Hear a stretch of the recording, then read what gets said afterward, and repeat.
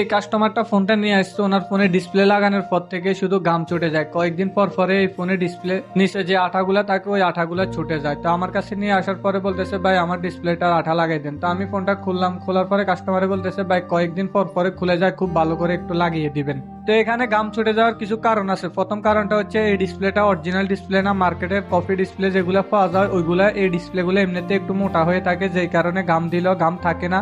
দ্বিতীয় কারণ হচ্ছে এই ডিসপ্লে আগে যারা লাগাইছে তারা ঠিকমতো পরিষ্কার করে না, অনেকগুলা ময়লা ভিতরে শক্ত হয়ে গেছে, এই জন্য ডিসপ্লেটা খুলে যায় কয়েকদিন পরে পরে।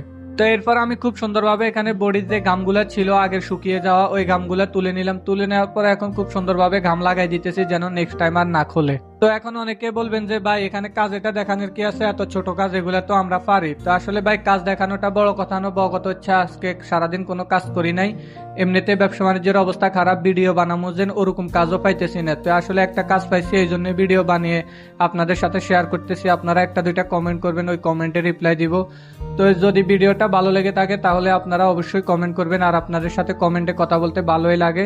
তো আপনাদের কার কার কাজের অবস্থা ভালো আছে বা কার কার কাজের অবস্থা খারাপ যাইতেছে অবশ্যই কমেন্ট করে জানাবেন। আমাদের এদিকের কাজের অবস্থা তেমন একটা ভালো নয়, সারাদিন দোকানে বসে থাকলে একটা কাস্টমার পাওয়া যায় না। আমার ভিডিওগুলো কেমন লাগে অবশ্যই কমেন্ট করে জানাবেন। যদি ভিডিওগুলো ভালো লেগে থাকে তাহলে অবশ্যই আমার পেজটা ফলো করে দিবেন, আর ইউটিউব থেকে দেখে থাকলে ইউটিউব চ্যানেলটি সাবস্ক্রাইব করে দিবেন অবশ্যই।